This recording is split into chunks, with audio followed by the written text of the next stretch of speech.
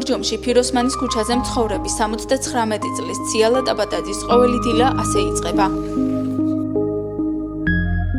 ახლა მატყლს ამუშავებს და შემდეგ საბნის შეკერვას დაიწყებს. დილით რო ავდგები, რა თქმა უნდა, ჩემ თავს მოუვლიცოდა, ვისაუზმებ. მერე უკვე მოვდივარ აქეთ, ამ ჩემ საქმეზე და ვიწყებ ამ საქმეს და საღამომდე 10-11 საათამდე ვარ ხანდახან ახალებ ლოგინებს. აბა რაღაცით ხო უნდა ვიარსებო რა, მართალია მოხუცი ვარ. ჩემი ოჯახი კი არაფერს არ მაკლებს, მაგრამ მაინც მე ვერ ჩერდები ტყილა არსები ძლია. ამ საქმის დაწყება მას შემდეგ გადაწყვიტა, როცა პენსიონერი გახდა. 71 წლის იყო, როდესაც მეზობლისთვის საბანი პირველად შეკერა. ერთ დღეს მეზობელმა მკითხა, რა ვქნა უკაცო საბანი მაქვს დასაშლელიო და ვერაფერი ვერ მოუყედ და ერთხელაო დავშალი შევკერე გლახად გამომივიდაო და ხო არავინ გეგულებაო მე ვიფიქრე. მე თქვი კაცო ტყილა ვარ და ნახო აბა ვცადო. არა და ბებია ჩემის არა მქონდა გაკეთებული ბებია ჩემისგან ვიცოდი რო უყურებდი ხოლმე ბებია ჩემი კერავდა.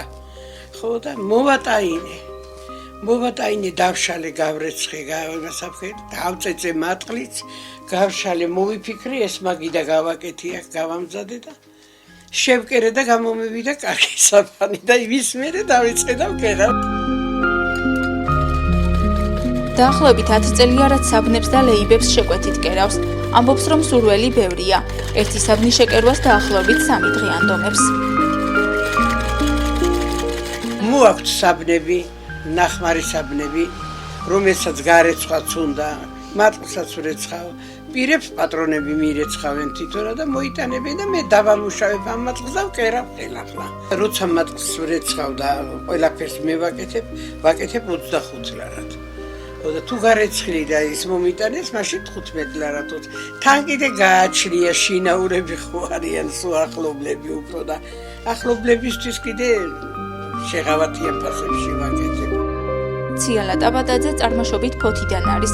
მომავალი მეუღლე ბორჯომში გაიცნო. სხვა სფეროებში მას მუშაობის მრავალწლიანი გამოცდილება აქვს. დამთავრებული მაქვს ჰიდრომელიორაციული ტექნიკუმი ფოთში. წყალთა მეურნეობაში ვმუშაობდი იქვე ფოთში რო დავამთავრე, იქვე დამტოვა ეს. და მე წამოვედი, გავთხოვდი და რო გავთხოვდი უკვე წამოვედი აქ მეუღლე აქაური იყო ჩემი და წამოვედი აქ გავთხოვდი 49 გაიცეთ თქვენი მეუღლე? ჩემი მეუღლე სწავლობდა სატყეო ტექნიკუმში. ბორჯომში. ხო და მამიდა ჩემთან დგმურად იყო. რომ მოვედი მამიდა ჩემთან შემთხვევით გავიცანი იქა და იქიდან მოხდა მე ჩვენი ამბავი. რამდენიმე წლის შემდეგ მეუღლე გარდაიცვალა. ამჟამად მის ოჯახში 5 წევრი ცხოვრობს. ციალა ტაბატაძეს 3 შვილი, 6 შვილიშვილი და 4 შვილთაშვილი ჰყავს. პატარა მიწის ხოლმე იმ დღეს აიღო ერთი სავსე ბოთლი წყალი და ჩაუქცევია მატყლში.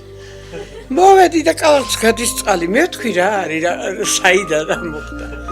და იქ დგას და იციდის, ოთო რაც იციდი მეთქი და იქაო შენო მატყლში წყალი დაგიქციე. დებოდა სიცილით, რას ვიზანდი ახლა ბავშვი, რო იცოდეს რომ არ გავაკუჭო.